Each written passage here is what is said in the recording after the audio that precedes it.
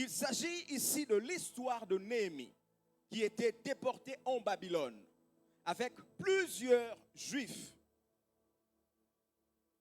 Dieu a livré Jérusalem entre les mains des Babyloniens. Parce qu'il faut savoir, à cette époque-là, Israël s'est divisé en deux. Il y avait le royaume du nord et le royaume du sud. Il y avait une partie qu'on appelait Israël et l'autre partie qu'on appelait Juda.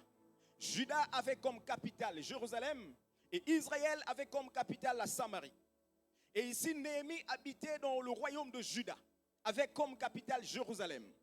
Donc Dieu a fait que les Babyloniens viennent en Juda pour détruire, piller, saccager parce que le peuple avait désobéi. À tout moment que le peuple désobéissait à Dieu, Dieu envoyait des nations étrangères pour venir en Israël, en Juda, pour détruire, piller, saccager. C'était une forme de punition.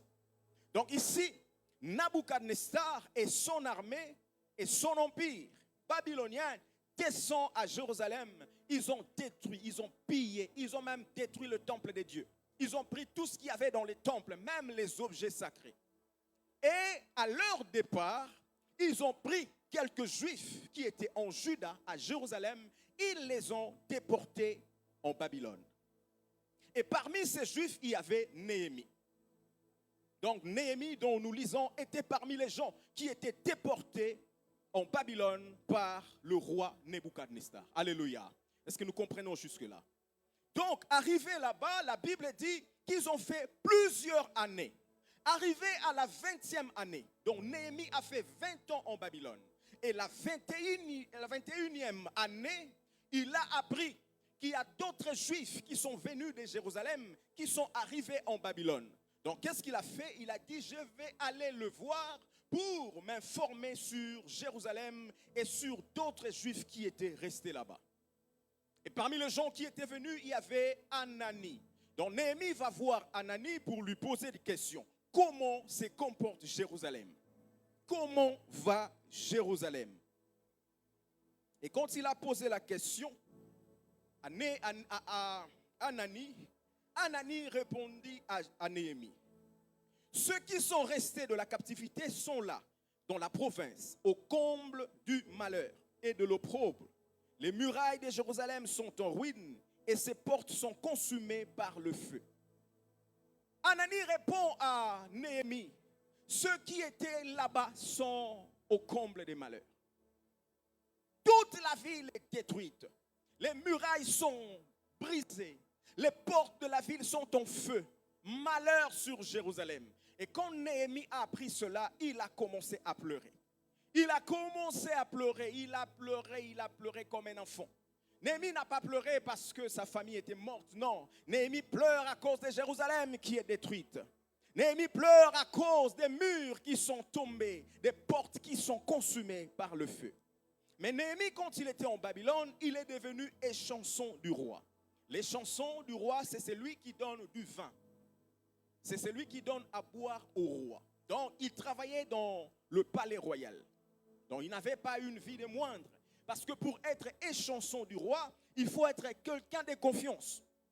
Parce que c'est toi qui donnes le vin au roi. Donc, tu peux tuer le roi si tu veux. Tu peux mettre quelque chose et le roi meurt. C'était quelqu'un de confiance. Donc, le roi avait confiance en Néhémie.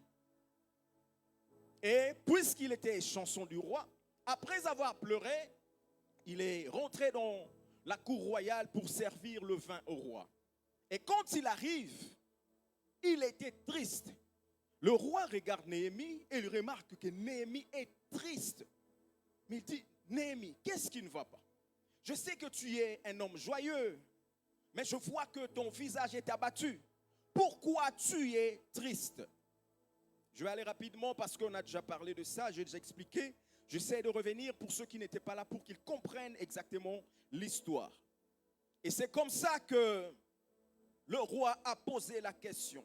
Et Néhémie a répondu, j'ai répondu au roi, que le roi vive éternellement. Comment n'aurais-je pas mauvais visage lorsque la ville où sont les sépulcres de mes pères est détruite et que ses portes sont consumées par le feu? les portes sont consumées par le feu. Et le roi me dit, donc Néhémie a expliqué au roi ce qui s'est passé. Je suis triste parce que ma ville est détruite. Je suis triste parce que ma ville ne va pas bien. Il n'y a rien qui marche dans ma ville, dans mon pays. Et maintenant, le roi pose la question à Néhémie. Et le roi me dit, que demandes-tu? Que demandes-tu? Je priais le Dieu des cieux. Et j'ai répondu au roi, si le roi le trouve bon, et si ton serviteur lui est agréable, envoie-moi en Juda vers la ville des sépulcres de mes pères pour que je la rebâtisse. Le verset 8, la Bible dit, et une lettre pour Asaph, garde forestier du roi, afin qu'il me fournisse du bois, des charpentes, pour les portes de la citadelle près de la maison, pour la muraille de la ville et pour la maison que j'occuperai. Et à la fin, il est écrit, le roi me donna ces lettres car la bonne main de mon Dieu était sur moi. Le roi me donna, le roi m'accorda tout ce que j'avais demandé car la bonne main de mon Dieu était sur moi. Voici un peu en bref l'histoire de Néhémie, l'histoire sur la bonne main de mon Dieu par rapport à Néhémie. Le concept de la main de Dieu est une manière de parler de beaucoup de choses. Et ici, nous allons essayer de parler de quelques vérités sur la bonne main de mon Dieu. Dernièrement, nous avons énuméré, je pense, 1 ou 2 points et nous allons continuer aujourd'hui. Le premier point, c'était la bonne main de Dieu est sur celui qui a une parfaite communion avec Dieu. La bonne main de Dieu est sur celui qui a une parfaite communion avec Dieu. Néhémie chapitre 2, versets 4 à 5. Le roi me dit, que demandes-tu? Que demandes-tu? Écoute la réponse de Néhémie. J'ai prié le Dieu des cieux et j'ai répondu au roi. Ici, nous remarquons, quand le roi pose la question à Néhémie, tu m'as dit que ta ville est détruite, tu es triste. Maintenant, que demandes-tu? Écoute l'attitude de cet homme. Au lieu de répondre directement au roi, Néhémie n'a pas directement parlé au roi. Néhémie connaissait bien le roi, il avait l'expérience de son métier. C'était plus de 20 ans qu'il était en Babylone. Donc il savait très bien quand le roi était triste, quand le roi était en colère, quand le roi était joyeux, il avait l'expérience. Avec l'expérience du travail, il pouvait répondre directement au roi d'une certaine manière pour que le roi comprenne. Mais quand le roi pose la question à Néhémie, écoute la première chose qu'il va commencer à faire. La Bible dit, et le roi me dit, que demandes-tu? J'ai prié les dieux des cieux. Néhémie a d'abord prié avant de parler au roi. Il a d'abord prié. Il s'est d'abord adressé à Dieu avant de s'adresser au roi. Il a d'abord parlé à Dieu avant de parler au roi. C'est pourquoi nous disons ici que la bonne main de Dieu est sur celui qui a une parfaite communion. Il a compris que je peux parler directement au roi, mais le roi peut dire non. Le roi peut refuser. Il est souverain, il fait ce qu'il veut. Il n'y a personne qui oblige un roi de faire quelque chose. Mais il a compris, ici j'ai devant moi un roi physique, mais je dois m'adresser au roi des rois. C'est lui qui connaît toutes choses. C'est lui qui a le cœur du roi et l'incline vers qui il veut. Si j'arrive à recevoir l'approbation de celui qui est au ciel, le roi qui est en face de moi dira oui et amen. Il a compris que la réponse à ma demande dépend de Dieu, ne dépend pas du roi. Il a commencé par prier à Dieu d'abord.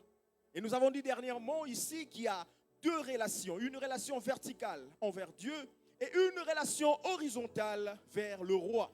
Et c'est la relation verticale qui influence la relation horizontale. Donc si Dieu dit oui, le roi dira oui. C'est pourquoi il est écrit, il a d'abord prié à Dieu avant de demander au roi. Je ne vais pas traîner là-dessus parce qu'on a déjà parlé de ça. Dans la vie, avant de faire toute chose, essaye de comprendre et de connaître quelle est la volonté de Dieu. Essaye d'avoir d'abord l'approbation de Dieu avant d'avoir l'approbation des hommes. Malheur aujourd'hui aux gens qui font des alliances, la Bible dit, sans pour autant me consulter. Il y a des gens qui s'engagent à des affaires avec des gens. Il y a des gens qui font des alliances avec plusieurs personnes sans pour autant demander Dieu. Il y a des gens qui prennent des décisions à faire telle ou telle chose sans pour autant prier à Dieu. Si tu fais des choses selon ta manière, tu vas échouer.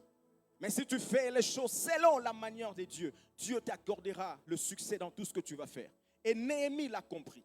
Une chose qui m'a touché sur Néhémie, c'est que cet homme n'était pas pauvre. Toi, tu sers du vin au roi. Tu travailles dans le palais royal. Donc cet homme avait l'argent. Cet homme avait tout ce qu'il fallait. Cet homme avait tout. Mais il a compris même la richesse que j'ai. Ça ne vient pas de moi, ça dépend de Dieu. Il pouvait dire, bon, j'ai l'expérience, j'ai l'argent, tout ça. Bon, roi, est-ce que tu peux me faire ça? Tu peux m'accorder ça? Non. Malgré sa position qu'il avait, il savait mettre Dieu en première position.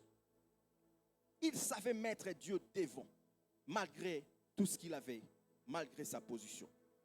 La deuxième chose par rapport à la bonne main de Dieu, c'est que la bonne main de Dieu est le signe de la faveur dans la vie d'une personne.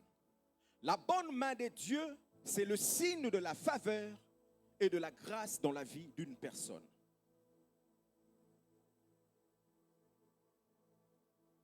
Signe de la grâce et de la faveur dans la vie d'une personne. Cela signifie que la main de l'Éternel peut te faciliter des choses.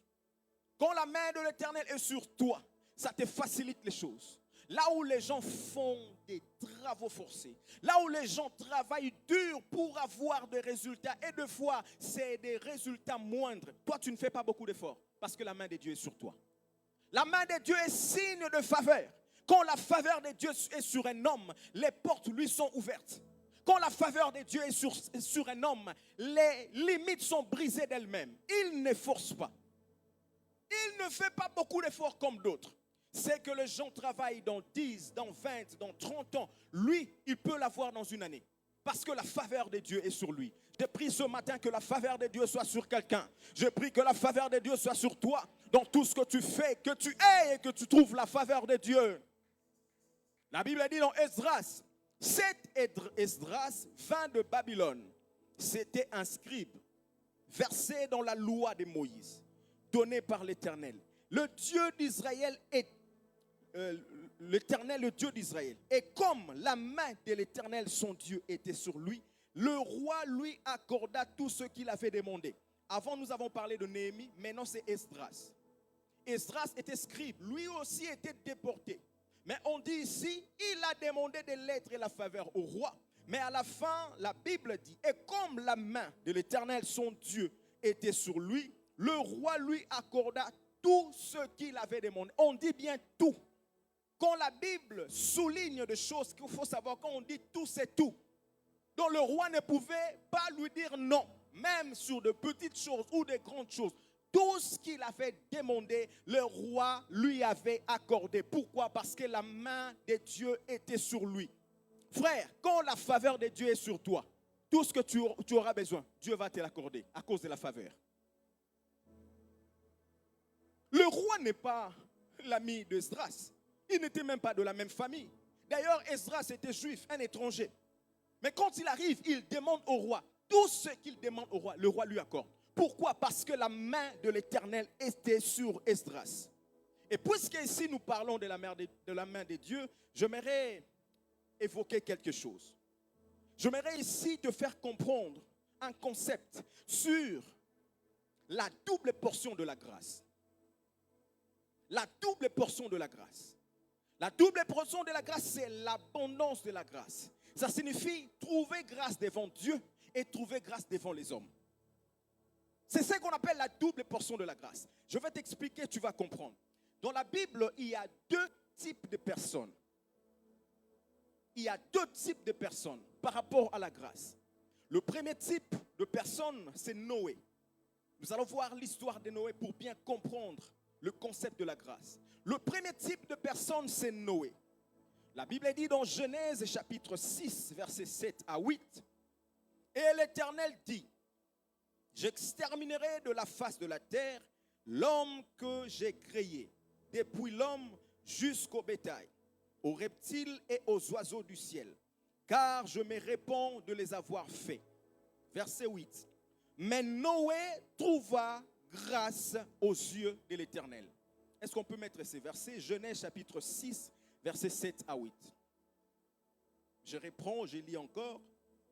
Genèse 6, 7 à 8. Et l'Éternel dit, j'exterminerai de la surface de la terre l'homme que j'ai créé, depuis l'homme jusqu'au bétail, et aux reptiles et aux oiseaux du ciel, car je me réponds de les avoir faits.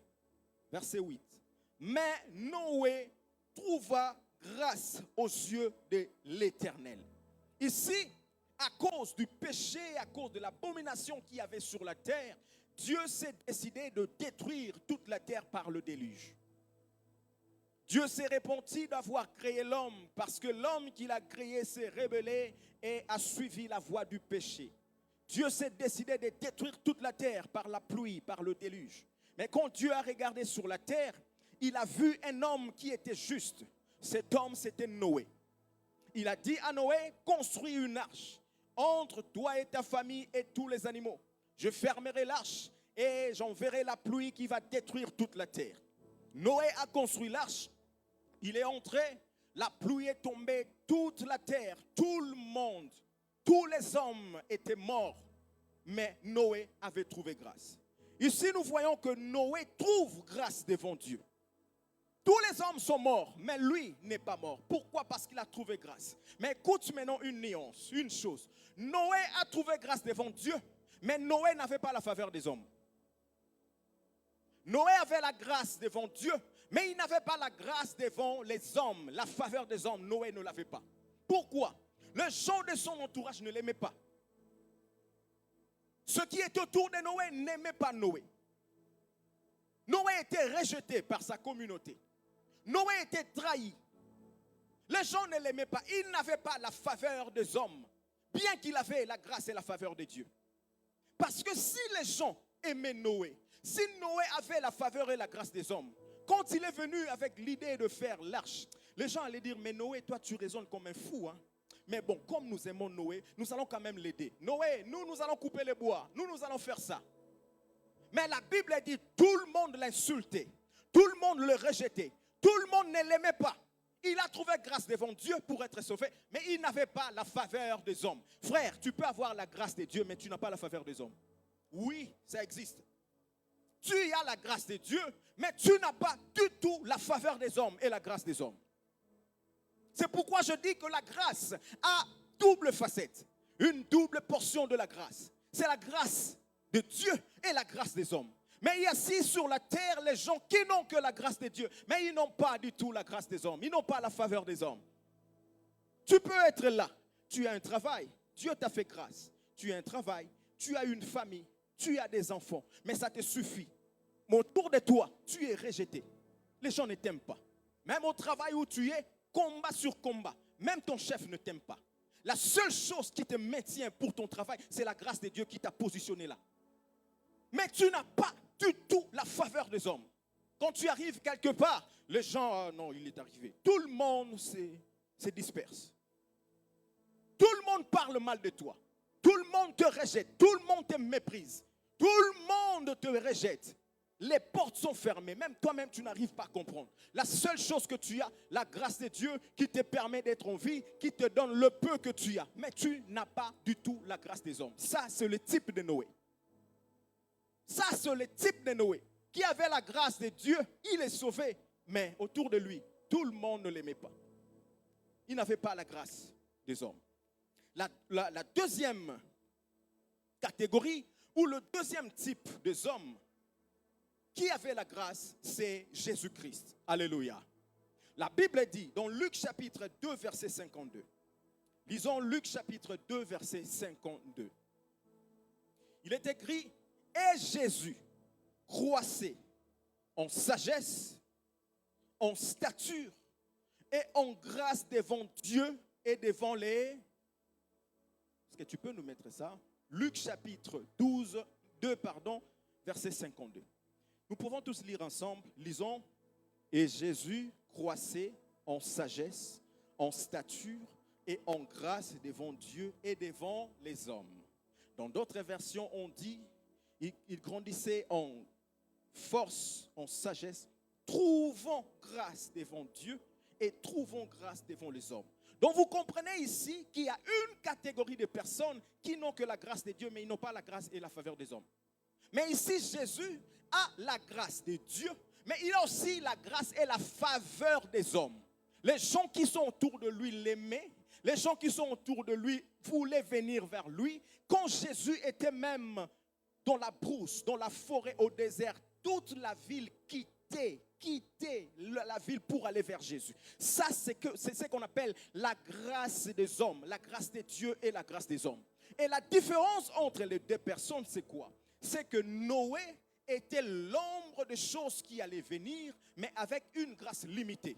Mais Jésus-Christ était le second Noé qui devait venir avec une plénitude de la grâce sans limite. Jésus avait une plénitude de la grâce sans limite. C'est pourquoi toi qui es en Jésus-Christ, tu peux au travers de lui recevoir la plénitude de la grâce, c'est-à-dire la grâce de Dieu et la grâce des hommes. J'ai pris ce matin que Dieu puisse faire grâce à quelqu'un. Partout où tu vas, que les gens puissent t'apprécier. Quand tu arrives quelque part, que les portes s'ouvrent. Là où il y avait des limites, les gens font des choses pour réussir. Ils n'arrivent pas à réussir. Quand toi tu arrives, les limites sont brisées. C'est ce qu'on appelle la grâce de Dieu et la grâce des hommes. Quand tu arrives au travail, que le chef puisse t'apprécier toi. Il y a des gens, les chefs ne les apprécient pas. Même si tu travailles durement. C'est toujours toi qu'on fait des reproches et des remarques. Pourquoi? Tu n'as pas la faveur des hommes. Tu n'as pas la faveur des hommes. Frère, il y a des gens, je connais, dans la vie, ils ont des contacts. Ils ont des gens haut placés. Des gens qui ont des positions élevées. Il peut te dire, oh, tel monsieur, j'ai son numéro. Hein. Ah, voici son numéro. Je peux même l'appeler, maintenant nous allons causer. Il a le numéro des gens qui ont beaucoup d'argent.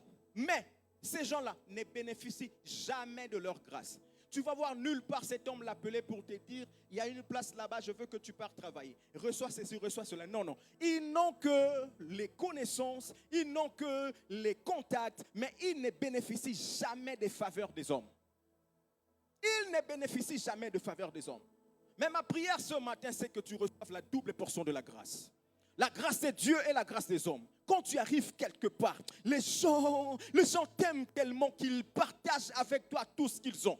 Voici pourquoi la Bible dit dans 1 Samuel, de la poussière, il retire le pauvre. Du fumier, il relève l'indigent pour les faire asseoir avec les grands. Et il leur donne en partage un trône de gloire.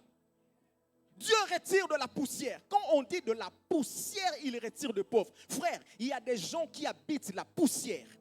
Ils sont pauvres. Ils n'ont personne pour parler pour eux. Ils n'ont pas de grands diplômes. Ils n'ont pas de connaissances comme il faut. Ils sont de la poussière. Il y a des gens qui vivent dans la boue. Si tu regardes leur arrière-plan, si tu regardes leur passé, tu ne peux pas leur accorder crédit. C'est des gens qui habitent la poussière. Mais Jésus-Christ, Dieu ici est en train de parler au travers le livre de Samuel, que de la poussière, Dieu retire le pauvre. Du fumier, il relève l'indigent pour les faire asseoir avec les grands. Pour le faire asseoir avec les grands. 1 Samuel chapitre 1 verset 8.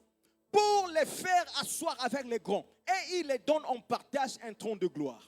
Je veux qu'on analyse ce verset. Il retire de la poussière le pauvre. Il relève l'indigent de la boue. Il le fait asseoir avec les grands. Mais ça ne se limite pas là. Verset 8. Ça ne se limite pas là.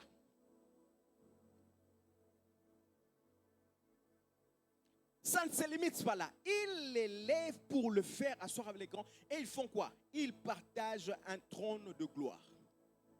Ils partagent un trône de gloire. Cela signifie quoi? Quelqu'un qui est un prince, quelqu'un qui est grand. Dieu prend celui qui était dans la poussière. Dieu prend celui qui était nul. Il le lève, le fait asseoir, mais ça ne se limite pas là. Il partage un trône de gloire. Il partage un trône de gloire. Il partage un trône de gloire. C'est-à-dire, celui qui est prince, il prend tout ce qui est à lui. Il donne à celui qui était indigent. Il donne à celui qui était dans la poussière. Ils partagent ensemble un trône de gloire. C'est ça la double portion. C'est-à-dire, Dieu prend quelqu'un de la poussière, il te fait grâce pour t'élever. Mais ça ne se limite pas là. Il touche le cœur de celui qui est grand pour faire en sorte qu'il puisse partager avec toi le trône de gloire. Donc, il partage avec toi sa richesse, il partage avec toi ses biens, il partage avec toi ses connaissances, il partage avec toi tout ce qu'il faut. Voici le verset. De la poussière, il retire le pauvre. Du fumier, il relève l'indigent pour les faire asseoir avec les grands. On se limite d'abord là. Là, c'est la grâce de Dieu. C'est la grâce et la faveur de Dieu. Dieu te fait grâce, il les prend de la poussière, il te lève pour te faire asseoir avec les grands. Mais la deuxième partie, et il leur donne en partage un trône de gloire. Là, c'est maintenant la grâce et la faveur des hommes. Frère, tu peux t'asseoir avec les grands, comme j'avais dit ici, mais les grands ne te donnent rien. Dieu te fait grâce de connaître les gens, d'entrer dans les milieux où d'autres personnes n'entrent pas. Ça, c'est la grâce que Dieu te fait. Mais il y a une deuxième chose. Trouver faveur de ces gens-là pour qu'ils partagent avec toi leur gloire. Pour qu'ils partagent avec toi leur gloire. Ça, c'est la double portion de la grâce. S'asseoir avec les grands et partager le trône de gloire. S'asseoir avec les grands et partager la richesse, le trône de gloire.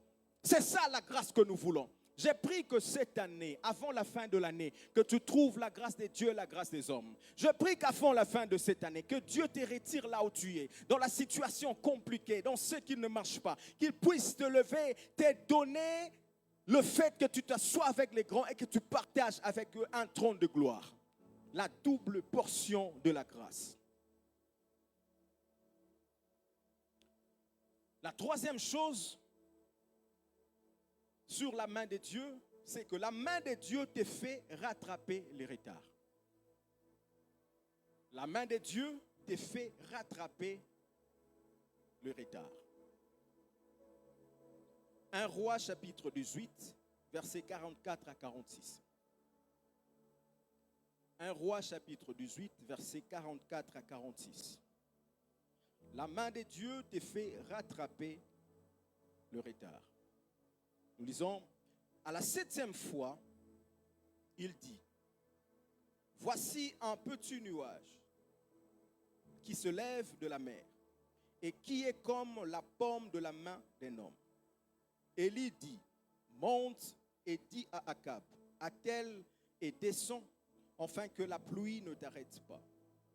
En peu d'instants, le ciel s'obscurcit par les nuages, le vent s'établit et il eut une forte pluie. Akab monta sur son char et partit pour Jizréel. Verset 46. Et la main de l'Éternel fut sur Élie, qui se saignit les reins et courut devant Akab jusqu'à l'entrée de Jizréel. Ici, c'est l'histoire d'Élie.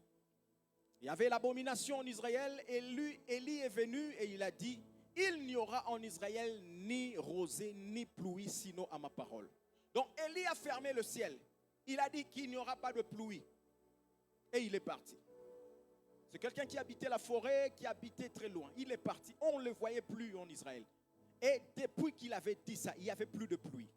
Or nous savons quand il n'y a pas de pluie, par conséquence, il y a la sécheresse et la famine.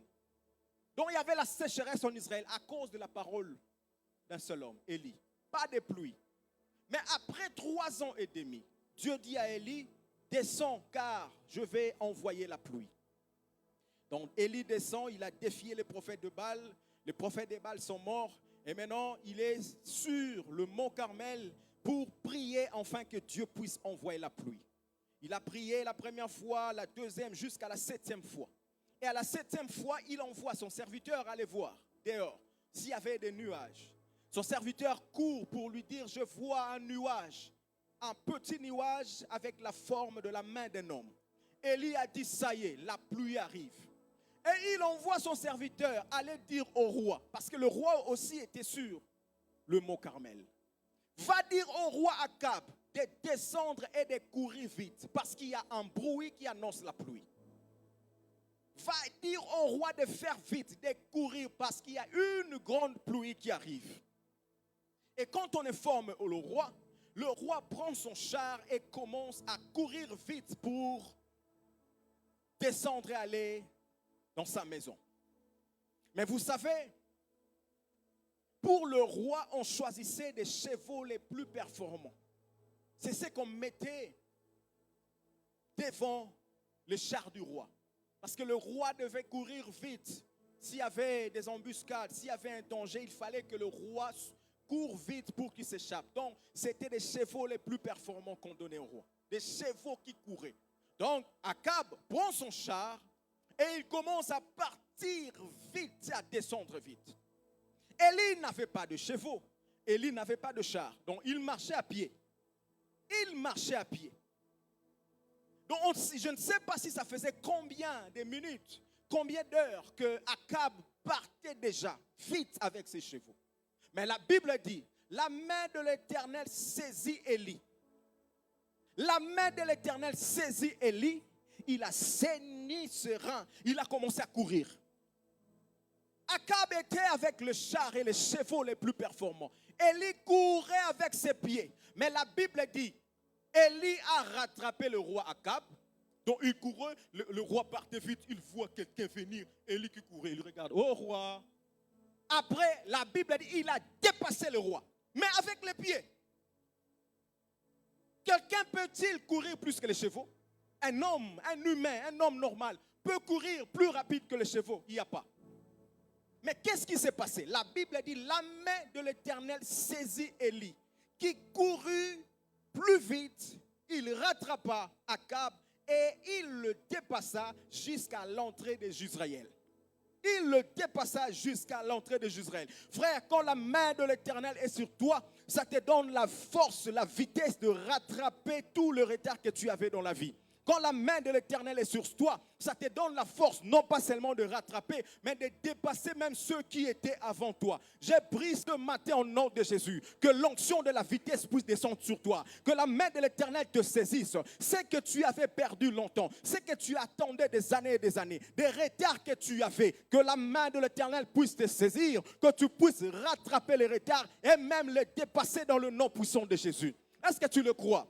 Oh, je sens envie de bénir quelqu'un ce matin. Est-ce que tu crois?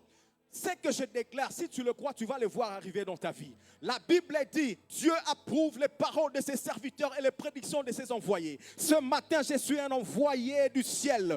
Dieu m'envoie pour te dire, tu as assez longtemps pleuré. Il y a des choses qui ont traîné dans ta vie. Tu as du retard dans plusieurs domaines de ta vie. Mais puisque l'onction de l'Éternel est là ce matin, l'onction de la vitesse, je déclare que ta vie puisse avoir la vitesse. Rattrape tout le retard que tu avais. Rattrape tout ce que tu avais perdu. Que tout ce que le diable t'avait volé, que tu puisses les rattraper ce matin. Dans chaque domaine de ta vie, je demande l'onction de la vitesse. La main de l'Éternel saisit Élie. Il courut plus que Akab. Si dans l'ancien temps, Dieu utilisait des gens qui n'avaient pas l'esprit qui habitait en eux, le Saint-Esprit les saisissait et ils opéraient des choses. Mais dans le Nouveau Testament, nous avons en nous le roi des rois et nous avons en nous l'Esprit de Dieu. C'est que nous devons faire les choses plus que les gens de l'Ancien Testament. Parce que Dieu a fait de nous son siège. Dieu habite en nous. Donc nous devons faire des grandes choses plus que ces gens qui habitaient avant. La Bible dit dans Joël, je vous rendrai les années qu'ont dévoré les sauterelles. Je vous rendrai les années qu'ont dévoré les sauterelles. Joël chapitre 2, verset 25. Joël chapitre 2, verset 25. Je vous remplacerai les années qu'ont dévoré la sauterelle, la gélec, le asile et le gazam, ma grande armée que j'avais envoyée contre vous. Je vous remplacerai toutes ces années. Mais quand on parle ici, les années qu'ont dévoré la sauterelle, le gélec, le asile, le gazam, je m'en vais expliquer. Vous voyez tous ces noms qu'on a cités. Gélec, asile et gazam sont des sortes de sauterelles. Tout ça, c'est des sauterelles. C'est des formes de sauterelles. Je vous remplacerai les années qu'ont dévoré la sauterelle. On commence à citer le gélec, le asile et le gazam. Le gélec désigne une jeune sauterelle ou un stade de développement de l'insecte, souvent un ver ou une chenille, qui dévore tout sur son passage. Vous voyez le gélec? Le caractéristique de gélec, c'est que c'est une sauterelle qui dévore tout sur son passage. Le gélec, c'est des sauterelles en phase de développement. Donc c'est encore des chenilles. Mais quand ils entrent dans les champs, ils peuvent dévorer des hectares et des hectares de champs. Ils peuvent dévorer des hectares et des hectares de champs. C'est ce qu'on appelle le gélec. Plusieurs personnes, leur vie sont dévorées par le gélec. Le gélec attend quand celui qui fait les champs sème. Il attend seulement que les feuilles commencent à sortir. Il attend seulement que le fruit commence à sortir. Avant la moisson, le gélec est déjà là. Le gélec ne vient pas après la moisson, non. Il vient avant la moisson pour dévorer. Frère, plusieurs personnes ne voient pas les fruits parce que les gélec sont passés avant le moisson. Plusieurs personnes, leur vie n'avance pas parce que le gélec est là. Le gélec dévore des familles. Le gélec dévore la santé. Le gélec dévore les affaires. Le gélec peut entrer même à l'église et dévorer. Vous faites des efforts et des efforts, mais il y a des gélecs qui dévorent. Vous ne voyez pas le fruit. Vous ne voyez pas le fruit. C'est ce qu'on appelle le gélec. Le gélec, c'est un dévoreur. Le gélec est utilisé pour illustrer la destruction et la dévastation d'un peuple, d'une famille, d'une église, d'une entreprise. Ils sont là pour dévaster. Et la deuxième sorte de sauterelles, on dit le asile. Le asile. Le asile, c'est un mot hébreu qui désigne une variété de sauterelles, littéralement un consommateur ou un insecte dévoreur, et qui est spécifiquement mentionné dans le livre de Joël pour décrire les différentes étapes de la destruction des récoltes par un essaim d'insectes, par un groupe d'insectes. Le caractéristique des asiles, c'est que c'est des sauterelles qui viennent par groupe. Donc ici, ce n'est plus des chenilles, ils ne sont plus en voie de développement, mais c'est des sauterelles qui ont déjà des ailes, mais qui viennent par groupe. C'est ce qu'on appelle le gélec. La différence avec, c'est ce qu'on appelle, les asiles. La différence avec le gélec, c'est que le gélec, c'est des sauterelles, mais en phase de développement, quand ils sont encore comme des chenilles. Mais les asiles, ils ont déjà grandi et ils se développent par groupe de sauterelles. Je ne sais pas si vous avez déjà vu dans la forêt, il y a un groupe d'insectes qui sort au même moment. Ça, c'est les asiles. Ils se déplacent comme ça. Les groupes de sauterelles qui sautent, qui se déplacent pour dévorer. Et si tu as ce groupe de sauterelles dans ton champ, c'est fini pour toi. Tu vas pleurer. Et ces asiles dévorent tout. Ils mangent les feuilles, ils mangent la tige, ils mangent les fruits, ils mangent même les racines. Même les racines, le asile dévore même les racines. Ça, c'est une forme d'insecte.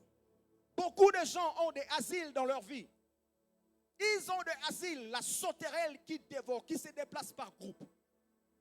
Et maintenant, leur spécificité, c'est quoi? Comme ils se déplacent par groupe, s'ils viennent ici, ils dévorent et qu'il n'y a plus rien. Signal d'alarme. Pouf, ils se déplacent, ils changent de domaine. Ils vont de l'autre côté. Ils dévorent, ils dévorent. Quand ça termine, il n'y a plus rien. Ils se déplacent. Ils changent de côté.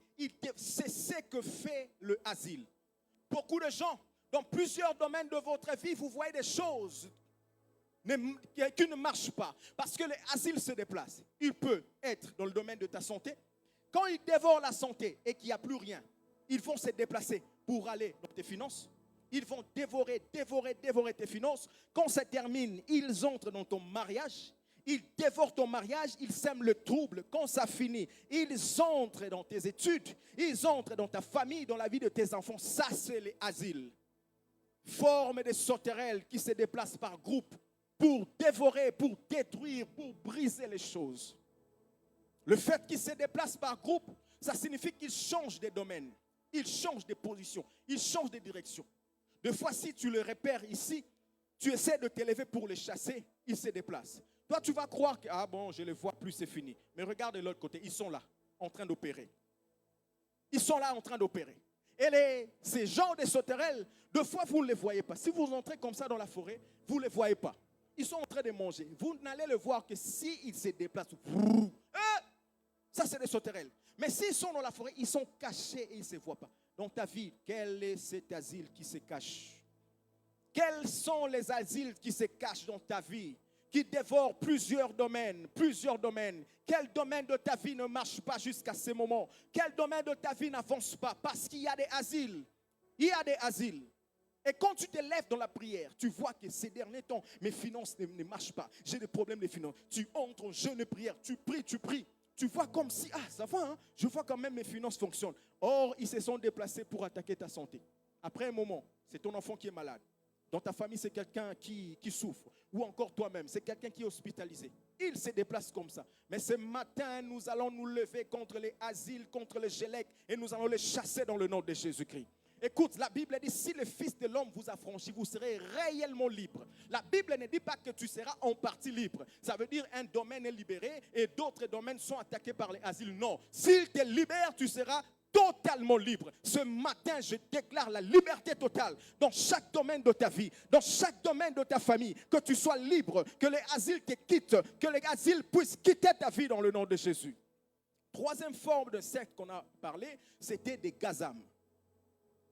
Parce que Dieu dit, je remplacerai les années qu'ont dévoré la sauterelle, le gélec, le asile et les gazam. C'est quoi les gazam?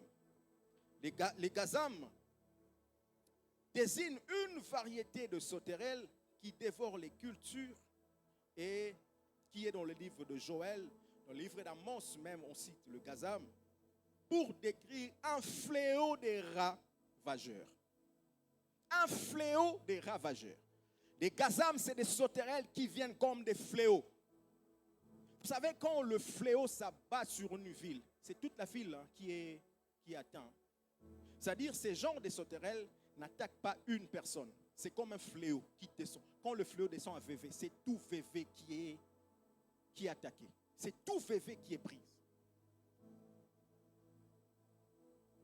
Le gélec peut attaquer une personne. Les asiles peuvent attaquer une personne, un groupe de gens. Mais les gazam, c'est un fléau, c'est un fléau. C'est un fléau.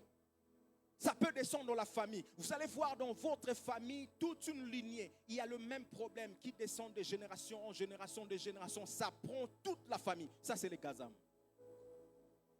Ça, c'est les gazam. Mais une bonne nouvelle que j'ai ce matin. Dieu dit, je vous remplacerai les années qu'ont dévoré la sauterelle. À la fin, Dieu dit, ma grande armée que j'ai envoyée, ma grande armée. Dieu appelle des sauterelles des armées. Il appelle de sauterelles une armée. Et cette armée n'a pas de balles, n'a pas de missiles, n'a pas de lance-roquettes, n'a pas de chars de combat. Mais cette armée utilise leurs dents pour dévorer les choses. Dieu appelle cela une armée. Une armée. Mais une bonne nouvelle est que Dieu lui-même dit, je remplacerai les années qu'ont dévoré les sauterelles. Je ne sais pas quelle est cette sauterelle qui a dévoré ta vie. Je ne sais pas quel gélec, quel gazam, qui t'a donné le retard dans la vie. Dieu promet qu'il va remplacer toutes ces années. C'est pourquoi ce matin nous prions que la main de Dieu descende. Toutes les années dans lesquelles nous étions en retard, à cause des gélec, à cause d'asile et de gazam, que Dieu puisse te les rendre au nom de Jésus. Oh, je ne t'attends pas. Que Dieu puisse te rendre toutes les années que tu as perdues. Les années que les gélec, les gaziles, les gazam, les asiles ont dévoré. Que Dieu puisse te les rendre dans le nom puissant de Jésus-Christ. Que la main du Tout-Puissant soit sur toi. Que tout ce que tu avais perdu, que tu puisses l'avoir. Et Dieu déclare que c'est lui-même qui va enlever cela. C'est lui-même qui va chasser le gazam et les asiles. La seule chose que nous allons faire, c'est prier Dieu. Prier que la main de Dieu soit sur nous. Parce que si la main de Dieu est sur nous, il y a des choses que nous n'allons pas forcer nous-mêmes. C'est la main de Dieu qui va opérer cela. C'est la main de Dieu qui va le faire. C'est pourquoi il a dit, toutes ces choses, c'est ma main qui les a faites. Ce n'est pas un homme, mais c'est la main de Dieu qui le fait. Je vais me terminer par ce point. Il y a plusieurs points, mais je vais m'arrêter aujourd'hui par ici. La main de Dieu symbolise la protection divine. La main de Dieu est le symbole de la protection divine. La main de Dieu, symbole de la protection divine. Lisons Esdras chapitre 8, verset 31. Esdras chapitre 8, verset 31. Aujourd'hui, je vous donne des versets que vous n'êtes pas trop habitués. Esdras, Néhémie, Sophonie. J'ai encore des sophonies ici. Il faut lire toute la Bible. Esdras chapitre 8, verset 31. Il est écrit, nous partîmes du fleuve d'Ahava pour nous rendre à Jérusalem.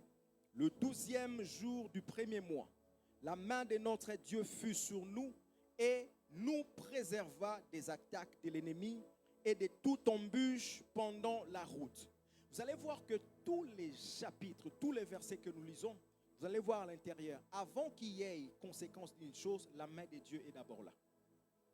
Partout nous avons lu, vous allez voir, la main de Dieu était, c'est pourquoi telle chose est arrivée. Donc ici, on dit, nous partîmes du fleuve d'Ahava pour nous rendre à Jérusalem. Le 12e jour du premier mois, la main de notre Dieu fut sur nous et nous préserva des attaques de l'ennemi et de toute embûche pendant notre route. Ici, c'est Esdras et les autres personnes qui se rendaient à Jérusalem. Ils rentraient à Jérusalem. Mais il y a eu des ennemis de Juda qui ont appris que les Juifs qui étaient déportés sont en train de rentrer. Donc, ils n'étaient pas contents que Juda soit rebâti. Donc, pendant qu'ils rentraient, Esdras ici est en train de dire que Dieu nous préserva des attaques de l'ennemi. Donc, les ennemis sont venus pour attaquer Esdras et ses compagnons. Il y a eu des embûches. Parce qu'on dit ici, il nous préserva des attaques de l'ennemi et de toute embûche. Frère, en tant que chrétien, depuis le jour où tu as dit que j'accepte Jésus comme Seigneur et Sauveur, tu es devenu ennemi potentiel du diable. Tu dois le savoir. Tu es devenu ennemi potentiel du diable. Donc, tu ne peux pas être chrétien, tu dis, un chrétien bon chic, bon genre, moi je n'ai pas de problème parce que j'ai accepté Jésus. Non, c'est faux. Tous les chrétiens que vous avez, que vous voyez, ils ont des attaques du diable, ils ont des problèmes. Mais la seule chose, c'est que c'est lui qui a fait la promesse est fidèle. Il finit par accomplir ce qu'il a promis. La seule chose, c'est qu'il est écrit, ils vous feront la guerre, mais ils ne vous vaincront jamais. La seule chose, c'est qu'il est écrit, dans toutes ces choses, nous sommes plus que vainqueurs par celui qui a vaincu. Donc ces gens sont attaqués. Tout chrétien doit être attaqué par le diable. Parce qu'ils n'ont pas le même camp. Tu n'es pas dans le camp du diable. La Bible dit dans le livre de Genèse, quand l'homme a péché, Adam et Ève ont péché, Dieu commençait à poser la question. Adam, où es-tu? C'est la femme qui m'a donné le fruit. Mais toi, femme, pourquoi tu as mangé le fruit? La femme a dit non, c'est pas moi. C'est le serpent qui m'a séduit et j'en ai mangé. Écoute maintenant ce que Dieu dit au serpent. La punition que Dieu dit au serpent. L'Éternel dit au serpent, puisque tu as fait cela, tu seras maudit entre tous les bétails et entre tous les animaux des champs. Tu marcheras sur ton ventre et tu mangeras de la poussière tous les jours de ta vie. Écoute le verset 15. Je mettrai inimitié entre toi et la femme, entre ta postérité et sa postérité. Celle-ci te crasera la tête et tu lui blesseras le talon. Donc Dieu promet qu'il y aura deux descendances.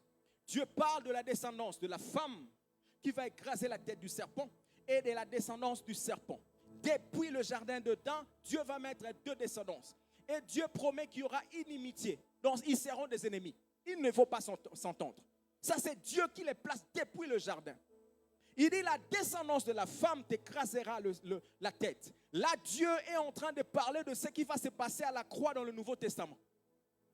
Donc, depuis le jardin d'Éden, Dieu a commencé à parler sur ce qui va se passer à la croix. La descendance de la femme t'écrasera la tête. Or, de la femme est sorti un fils qu'on appelle Jésus.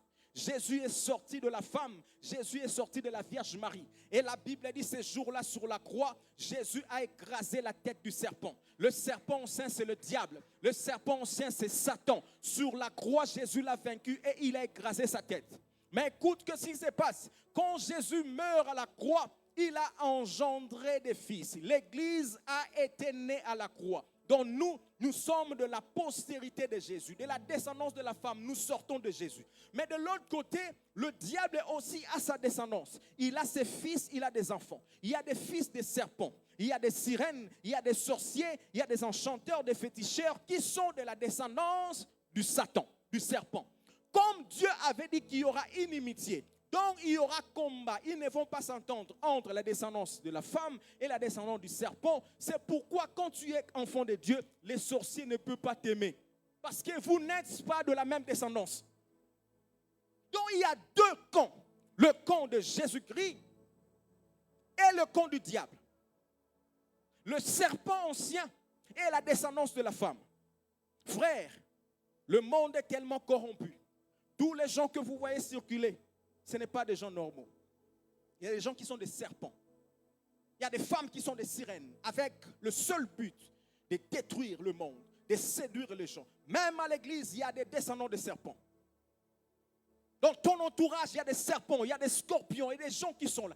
Pourquoi Jésus utilise ces termes? Je vous donne le pouvoir de marcher sur les serpents, sur les scorpions. Pourquoi il n'a pas dit je vous donne le pouvoir de marcher sur les cancrelats? Je vous donne le pouvoir de marcher sur les serpents et sur les scorpions. Il prend des choses qui symbolisent le diable lui-même. Le serpent, force du mal. Le scorpion, puissance des ténèbres. Mais Jésus dit, je vous donne le pouvoir de marcher sur cela. Comme lui, il a fait à la croix, il a écrasé la tête du serpent. Il nous a aussi donné le pouvoir de marcher sur les serpents, les scorpions et sur toute la puissance de l'ennemi. C'est pour cela, frère, n'aie pas peur des sorciers. N'aie pas peur du diable. Parce que tu as un pouvoir et une puissance en toi qui est plus que lui.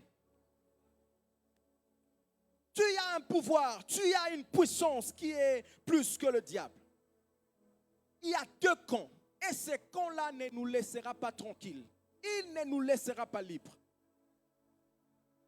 C'est pourquoi Éphésiens dit, vous n'avez pas à lutter contre la chair et le sang, mais contre les dominations, contre les principautés, contre les princes des mondes des ténèbres. Vous n'avez pas à lutter contre la chair et contre les sangs. Vous savez, un jour, ça fait longtemps, pendant que je dormais, j'ai fait un rêve. J'étais sur une rue. Je partais, mais à côté, il y avait des murs, des maisons clôturées. Et j'arrive quelque part, avant d'arriver à l'arrêt, je vois un scorpion sur les murs. Mais moi, je dois aller de l'autre côté parce que je dois partir. Donc, je ne peux pas retourner. Un scorpion énorme, je ne sais pas, énorme comme ça. Je dis, bon, je fais quand même attention, je vais passer de l'autre côté.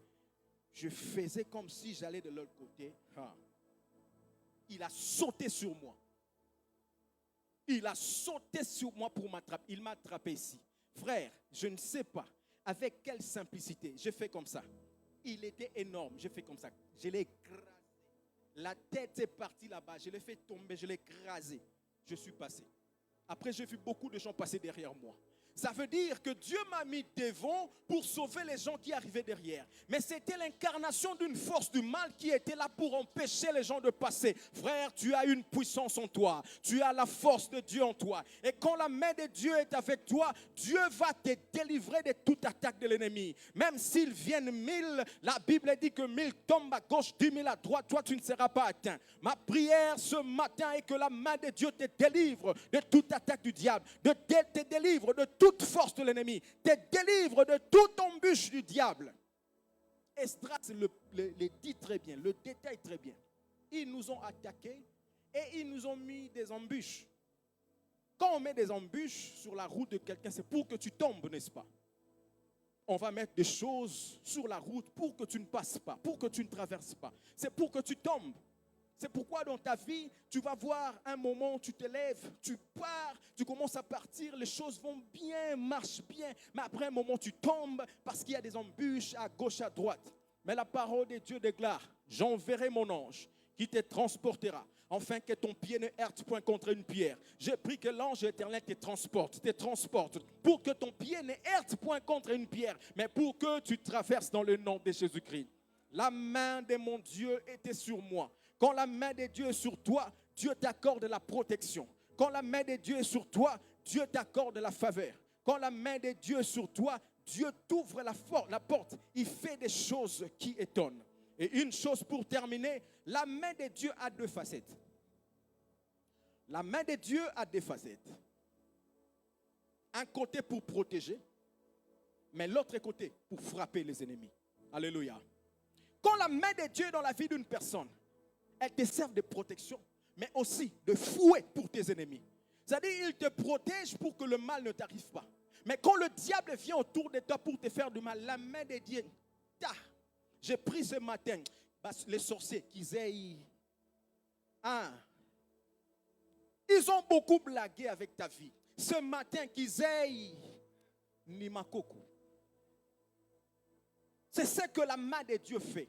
Elle protège, mais aussi elle couvre. C'est pourquoi la Bible dit dans le livre de Psaume, pendant le jour, le soleil ne te frappera point, ni la lune pendant la nuit. Mais avant d'arriver là, je donne d'abord un autre verset. Psaume chapitre 91. Celui qui demeure sous l'abri du Très-Haut repose à l'ombre de Tout-Puissant. Celui qui demeure sous l'abri repose à l'ombre du Tout-Puissant. C'est-à-dire l'ombre de Dieu te couvre pour que le mal ne t'arrive pas.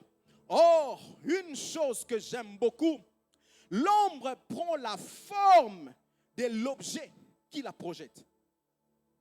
Si je me mets ici, derrière moi il y a l'ombre, non? Quand je fais comme ça, l'ombre prend la forme. Si je suis droit, l'ombre est comme ça. Quand je bouge, l'ombre bouge. L'ombre prend la forme de l'objet qui reflète. Mais maintenant, il est écrit, c'est lui qui est sous l'abri du Très-Haut repose à l'ombre de Tout-Puissant. Or, la Bible dit, notre Dieu s'appelle le feu dévorant. Notre Dieu, Jésus-Christ, est le lion de la tribu de Juda. Si l'ombre prend la forme de l'objet et que nous sommes sous l'ombre de Tout-Puissant, dans la nuit, quand les sorciers viennent, ils trouvent l'ombre d'un lion qui est devant nous. Parce que l'ombre prend la forme de l'objet, n'est-ce pas? Donc, comme notre Dieu s'appelle le lion de la tribu de Juda et que nous sommes sous son ombre, nous sommes sous l'ombre d'un grand lion qui est là pour nous protéger. C'est pourquoi la Bible dit, ils viendront par un seul chemin, mais ils se disperseront par 7 chemins différents. Ils se disperseront par 7 chemins différents. Pourquoi? Parce que quand ils viennent pour t'attaquer la nuit, ils font des incantations. Quand ils viennent, ça c'est un lion.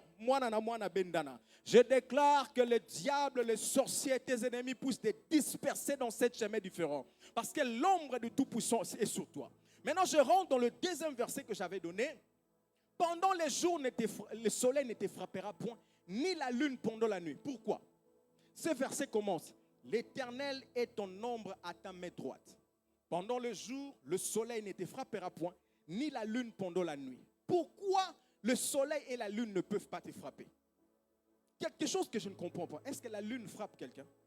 Est-ce que la lune peut frapper?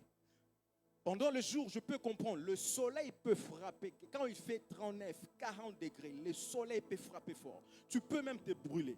Mais il est écrit, pendant le jour, le soleil ne te frappera point, ni la lune pendant la nuit. Est-ce que la lune peut frapper quelqu'un? Est-ce que la lune peut brûler quelqu'un? Mais si vous entrez, vous discernez bien. Quand on dit que la lune ne peut pas frapper, pourquoi? Parce qu'il y a des puissances occultes qui utilisent la lune pour faire des incantations, qui utilisent la lune pour détruire les vies des gens, qui utilisent la lune pour que la lune frappe les gens.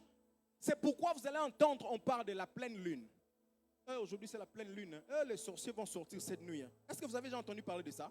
On parle de la pleine lune. On parle des étoiles. Les gens qui consultent les astres, les étoiles pour faire des incantations. Mais maintenant, Dieu promet, puisqu'il est l'ombre à ta main droite, pendant le jour, le soleil ne te frappera point, ni la lune pendant la nuit. Donc laisse les sorciers voler, même si c'est la pleine lune. C'est la pleine lune, c'est les loups-garous qui sortent, qui font des trucs bizarres, des choses qu'on rencontre. Moi, je ne sais pas. La seule chose que je sais, c'est lui qui demeure sous l'abri du Très-Haut repose à l'ombre de Tout-Puissant. La lune ne me frappera pas la nuit, le soleil ne me frappera pas parce que la main du Tout-Puissant est sur moi. La main du Tout-Puissant est sur moi. Un jour, une femme avait son fils et ils habitaient une ville. Mais l'enfant, le fils de cette femme était très, très intelligent. Même à l'école, on l'appréciait. D'ailleurs, on disait on doit le faire sauter des classes parce qu'il est hyper doué, très intelligent. Après, avec les circonstances de la vie, cette femme a déménagé, elle a changé de ville. Donc, puisqu'elle a changé, elle a inscrit son enfant dans une autre école. L'enfant a commencé à étudier. Mais elle a remarqué que l'enfant n'était plus intelligent. L'enfant est devenu, donc, je ne sais pas, comme un idiot, excusez-moi le terme. Il n'arrivait même plus à résoudre même des petits problèmes. Et il devenait distrait. Il s'assoit à la maison, des fois, il rêve. Qu'est-ce que... Il est devenu l'échec de toute la classe. Mais non, la maman ne comprenait pas. Mon enfant qui était hyper doué, très intelligent, mais qu'est-ce qui se passe? Il essaie de voir à l'école, on dit, on ne comprend pas. Ton enfant, franchement, il n'arrive pas. Je ne sais pas pourquoi on l'a fait sauter de classe. D'ailleurs, on va le rétrograder. Il doit descendre de classe parce qu'il n'est pas intelligent. La maman dit, mais ce n'est pas possible. Comme c'était une maman qui priait, il a amené son enfant auprès des serviteurs de Dieu dans son église. Ils avaient un programme de prière. Et pendant qu'il priait, l'enfant est tombé par terre. Il y a une voix qui commençait à se manifester. C'était sa maîtresse de l'école. En réalité, cette femme utilisait la tête des enfants et elle touchait la tête des enfants et faisait des incantations au nom de la lune et des étoiles. Donc, pendant la nuit, je ne sais pas s'ils utilisaient l'intelligence de cet enfant pour faire quoi, je ne sais pas. C'est ce qui a fait que pendant le jour, l'enfant ne réfléchissait plus. Il est devenu un distrait, il n'arrivait plus à comprendre. Parce qu'il y avait des forces du mal qui utilisaient l'intelligence de l'enfant. Donc la maîtresse, pendant le cours, elle touchait les têtes des enfants, elle faisait des incantations, je ne sais pas, ils font quoi. Donc, on a prié pour l'enfant, et puis, quand la maman a pris cela, elle a dit, ok, demain moi je vais aller à l'école là-bas. Je vais aller voir cette maîtresse. Quand elle arrive, la maîtresse a vu la maman, elle a fouillé, elle a fait comme si elle partait aux toilettes. Vous savez, les sorciers, quand vous les détectez la nuit, ils savent. Ils savent que tu l'as vu. Il va changer même son attitude pendant la journée. Il sait que tu l'as vu. Finalement, la maman vient, mais qu'est-ce qu'il ne va pas? Oh non, non, moi je ne sais pas, mais qu'est-ce que tu as fait sur l'enfant? Parle. Elle a commencé, non, ne parlez pas trop fort. Ah, je vais avouer. Ah, écoute, moi je fais partie de telles sectes, nous faisons ça. Ils prennent les enfants pour les utiliser, je ne sais comment. Vous voyez ce qui se passe. C'est pourquoi, maman, priez pour vos enfants. Imposez les mains à vos enfants avant de sortir, avant de partir à l'école. Priez pour eux, pour que la main de Dieu soit sur eux. La main de Dieu, c'est le signe de la protection divine. Quand vous priez sur vos enfants, vous priez sur vos maisons, la main de Dieu sera là pour protéger. C'est pourquoi, quand le diable, l'ennemi viendra, comme la lune pour vous frapper, l'ombre de Dieu sera sur vous. Et pendant la nuit, la lune ne vous frappera pas. Et pendant le jour, le soleil ne vous frappera pas. Que le Seigneur vous bénisse.